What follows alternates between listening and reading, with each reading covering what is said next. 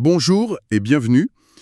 Aujourd'hui, on plonge dans un texte assez incroyable qui tente de décrypter une prophétie biblique majeure. Oui, une prophétie du livre de Daniel, celle des fameuses 70 semaines. Elle couvre des siècles, c'est assez vertigineux. Exactement. Et on va regarder ça à travers le prisme d'un document source spécifique, un document qui s'intitule 3177 I. Ré Jung Docs. Notre but, c'est vraiment de décortiquer comment cette source comprend la prophétie. Sa signification, comment elle calcule cette période, son importance, tout ça. D'accord. Et il y a un point de départ important à noter, une sorte de postulat de la source, n'est-ce pas? Sur la Bible et l'histoire. Tout à fait. C'est crucial de le dire d'emblée. Pour cette source, la Bible, c'est la parole infaillible de Dieu. Elle ne peut pas se tromper. Une marge d'erreur, quelques années peut-être. Donc s'il y a un conflit apparent entre une date biblique implicite et une date historique, la source va privilégier l'interprétation biblique. C'est ça. La parole divine prime. Voilà le cadre. Parfait, c'est clair. Alors allons-y, le texte parle de 70 semaines. En hébreu, la source nous dit que c'est Shabuah, c'est ça? Chabois. Iré. Exactement. Chabois. Et ça veut dire 7 ou un groupe de 7. La source donne un exemple concret pour illustrer. Ah oui, l'exemple du jeûne de Daniel. Voilà. Quand Daniel jeûne pendant 3 chabois, tout le monde comprend que c'est 3 fois 7 jours, donc 21 jours. Logique. Donc, si on applique ça aux 70 semaines de la prophétie, ça ferait 70 groupes de 7. C'est le calcul de base, oui. 70 multiplié par 7, ça nous fait 490. 490. La question c'est, 490 quoi? Jours? Ça paraît court pour une prophétie de cette ampleur. Effectivement. Et c'est là qu'intervient l'interprétation clé de la source. Elle s'appuie sur un principe, un jour prophétique représenterait une année réelle. Le principe, un jour pour une année. Et ce n'est pas une invention de la source. Elle trouve ça ailleurs dans la Bible. Oui, elle ancre ça solidement dans d'autres passages. Elle cite par exemple Nombre chapitre 14, les 40 jours d'exploration de Canaan par les espions. Ah oui, qui se transforme en 40 ans d'errance dans le désert. Un jour pour une année de punition. Exactement. Et il y a aussi un passage chez le prophète Ézéchiel au chapitre 4 où Dieu lui demande de symboliser les années d'iniquité par des jours passés couchés sur le côté. Donc, le principe jour-année a des racines bibliques, selon cette lecture. C'est ce que la source affirme. Du coup, la conclusion est que les 70 semaines de Daniel ne représentent pas 490 jours, mais bien 480 ans. 480 ans. Une période fixée par Dieu pour accomplir des choses très précises, liées au péché, à la justice. Tout à fait. Des desseins divins majeurs. Mais attention, ça se complique un peu. Ah, comment ça? Ce ne sont pas 490 années consécutives? Pas nécessairement, selon la source. Elle introduit l'idée d'un kombegi, un terme coréen qui signifie période de vide ou un intervalle, une interruption. Une interruption. Où ça? L'interprétation la plus courante, que la source semble suivre ici, c'est que cet intervalle se situe entre la 69e semaine et la 70e, la dernière semaine. D'accord. Donc les 69 premières semaines se déroulent, puis pause, puis la 70e semaine commence plus tard. Voilà l'idée. Et on sait combien de temps dure cette pause, cet intervalle? Eh bien non, justement. La source souligne que le texte biblique ne donne pas la durée de cet intervalle. Ah d'accord. Donc la période totale entre le début de la première semaine et la fin de la dernière pourrait être beaucoup plus longue que 490 ans calendaires. Exactement. Potentiellement bien plus longue. Et la source va même jusqu'à spéculer sur cette durée en la reliant à une vision plus large de l'histoire humaine. Oui, elle fait un lien avec une croyance assez répandue dans certains milieux, l'idée que l'histoire humaine est prévue pour durer 6000 ans, avant l'instauration du royaume millénaire, 1000 ans de repos. Et selon ses calculs, on approcherait de la fin de ces 6000 ans. C'est ce qu'elle suggère. En se basant sur sa propre chronologie depuis Adam, elle estime que l'an 2030 pourrait correspondre à peu près à l'an 5999. Ce qui laisserait entendre que le royaume millénaire pourrait être établi, disons, avant 2130, peut-être même autour de 2030. Ce qui impliquerait que l'intervalle entre la 69e et la 70e semaine pourrait durer presque 2000 ans. Toute l'ère chrétienne actuelle, en gros. C'est une implication possible de cette lecture chronologique, oui. L'intervalle serait très long. Fascinant. Revenons au but de ces 490 ans. Le verset clé, c'est Daniel 9, 24. Qu'est-ce qui doit être accompli pendant cette période selon la source? Ce verset 24 est vraiment fondamental. Il liste 6 objectifs divins majeurs qui doivent être atteints à la fin des 70 semaines. D'accord. Énumérons-les, comme la source les présente. Premièrement, Faire cesser les transgressions. Amui Machim. Deuxièmement, mettre fin au péché. Joie Kutnam. En gros, l'éradication de la rébellion et de ses conséquences. Troisièmement, expier l'iniquité. Jue aki yongsogtem. Et la source insiste sur une expiation définitive, une grande expiation, Tesok-Joe. C'est ça? Oui, elle voit ça comme l'aboutissement ultime du processus rédempteur. Quatrièmement, amener la justice éternelle. Yangwanan Oiga Durnam. L'instauration d'un ordre juste et permanent. Cinquièmement, sceller la vision et la prophétie. Isangwa yoni ungam. Ce qui veut dire leur accomplissement complet, final. Et enfin, sixièmement, oindre le Saint des Saints. Chigukigoro kangoshi kilembua mulbadum. Et là, il y a une interprétation spécifique de la source. Ah ouais. Qu'est-ce que ça veut dire oindre le Saint des Saints pour elle? Pour cette source, le Saint des Saints ou le Très Saint, ici, ça ne désigne pas une personne, comme le Messie par exemple, ça désigne le lieu, le Saint des Saints dans le temple de Jérusalem. Le lieu physique? Oui. Et son onction symboliserait sa purification finale, sa reconsécration ultime, qui serait liée à cette grande expiation dont on parlait. Desoktske. D'accord. Donc, si on résume la vision de la source sur ces 6 points, les 490 ans sont une période décisive pour liquider le problème du péché, instaurer la justice divine parfaite et purifier la création en quelque sorte. C'est tout à fait ça.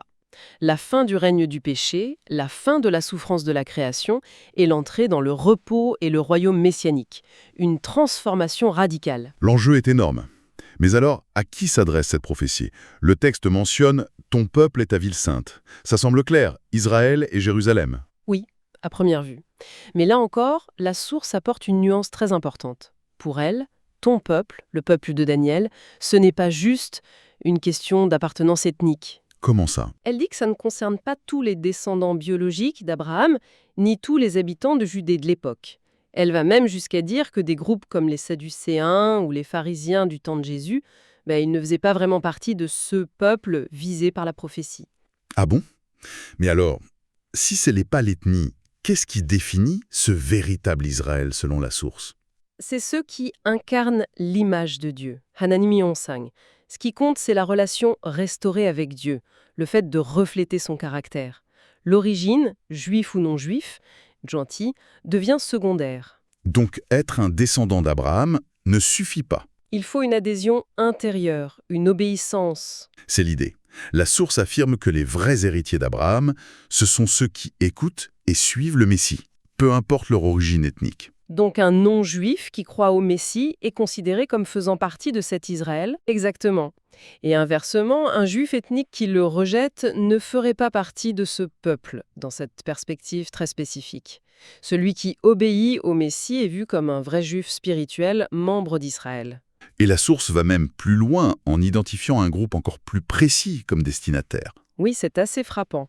Le document dit que la prophétie des 70 semaines s'adresse spécifiquement à ce qu'il nomme l'Église épouse. Shin Bugyoe, Oui, et elle serait composée des témoins martyrs. Sungyo Chungindel. Selon cette lecture, ce sont eux qui vont jouer un rôle clé aux côtés de Jésus pour l'élimination finale du péché. C'est une interprétation très, très ciblée. D'accord. Ça amène une question. Comment Dieu sait-il à l'avance qui fera partie de ce groupe?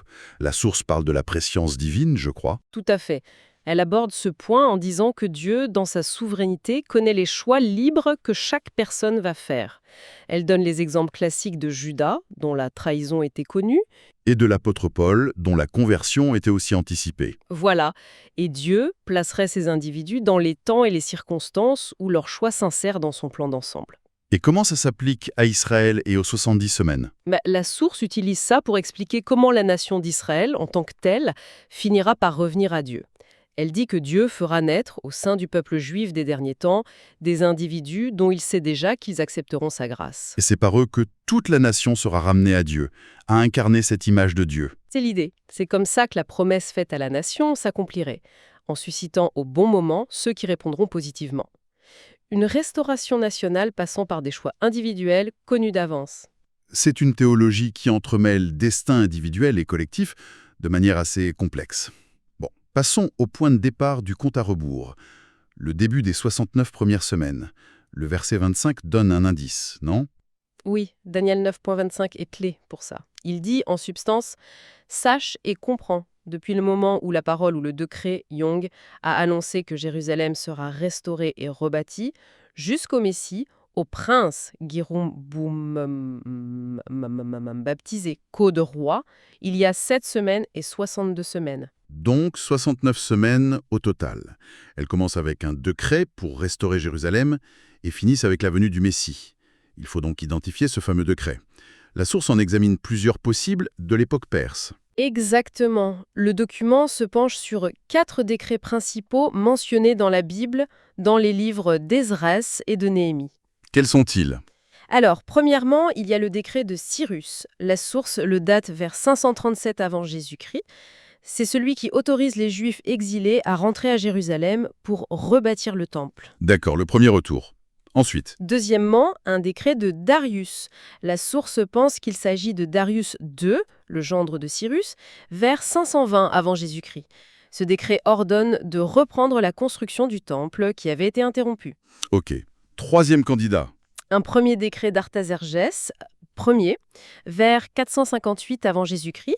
Celui-là autorise Esdras à rentrer avec un autre groupe et des ressources pour le temple et pour organiser la communauté. Et enfin, le quatrième. C'est un second décret du même Artaxerxès, premier, environ 13 ans plus tard, vers 445 avant Jésus-Christ. Celui-ci autorise spécifiquement Néhémie à retourner pour reconstruire les murailles de Jérusalem. D'accord. On a donc 4 possibilités. Cyrus, retour et temple. Darius, reprise de temple. Artaxerxès, Esdras, organisation et temple. Artaxerxès, Néhémie, murailles. La source a l'air de bien maîtriser la chronologie de l'époque. Oui, elle donne un aperçu assez détaillé. La conquête de Babylone par Cyrus en 539, le règne de Darius le Mède, puis Cyrus prend le contrôle de Babylone en 537 et publie son décret. Début des travaux en 536, interruption. Par un roi qu'elle pense être Cambyse. C'est ce qu'elle suggère, oui. Puis reprise sous Darius II en 520, achèvement du temple en 516, et bien plus tard, les missions d'Esdras en 458 et Néhémie en 445, sous Artaxerxès Ier. C'est très précis. Mais la question cruciale, est-ce que la source, dans les extraits qu'on a, nous dit clairement, voilà, c'est ce décret-là qui lance le chrono des 69 semaines? Eh bien, c'est là que c'est intéressant. La source présente bien ces 4 options historiques, avec parfois ses propres interprétations sur l'identité des rois ou les dates exactes. Mais dans les passages fournis, elle ne semble pas trancher de manière définitive. Elle ne dit pas explicitement « le calcul commence avec le décret de 458 » ou celui de 445.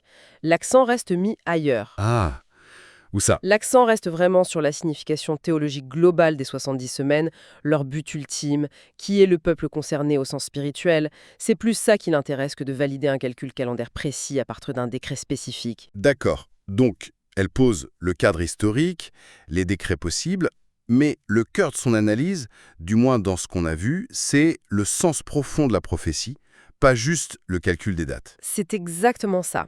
Pour cette source, le plus important, c'est ce que Dieu révèle sur son plan pour en finir avec le péché et restaurer son peuple, ce véritable Israël défini par la foi. Les détails historiques servent de décor, mais le message théologique est central. Ok, récapitulons un peu. On a vu que pour cette source, les 70 semaines, c'est 490 ans prophétiques. Oui, avec cette possibilité d'un intervalle, le gong Beki, entre la 69e et la 70e semaine, dont la durée n'est pas fixée. Le but de ces 490 ans? Un plan divin, radical, pour l'expiation, la justice éternelle, l'accomplissement des prophéties. Et ça s'adresse non pas à un groupe ethnique en soi, mais à ceux qui incarnent l'image de Dieu par leur foi au Messie, le véritable Israël, identifié plus spécifiquement comme l'Église épouse. Le point de départ des 69 semaines est un décret perse, mais l'identification exacte de ce décret n'est pas le point principal pour la source dans ces extraits. C'est ça. Elle relie bien les événements historiques, les décrets, la reconstruction à leur signification théologique dans ce grand plan divin. L'histoire est la scène où la prophétie se joue. Tout en fait. Chaque événement prend sens dans ce cadre. Absolument. Alors, pour terminer, une dernière pensée. Cette idée d'intervalle, de période de vide, gombaki. entre la 69e et la 70e semaine. Si on suit la logique de la source, elle serait potentiellement très longue, peut-être même l'époque dans laquelle on vit. Oui, c'est une implication possible. Alors, la question qui reste ouverte, c'est que représente cet intervalle? Et surtout, du point de vue de cette source, quels signes, quels événements pourraient indiquer que cet intervalle touche à sa fin? Qu'est-ce qui pourrait marquer le début de cette fameuse 70e et dernière semaine, la semaine décisive de la prophétie? Et c'est effectivement la grande question qui découle de cette interprétation. Quels seraient les marqueurs de la fin de la pause et du démarrage de la dernière étape? Voilà, qui laisse matière à réflexion sur la manière dont un texte ancien comme celui de Daniel continue d'être lu et interprété pour éclairer non seulement le passé, mais aussi le présent et, potentiellement, l'avenir.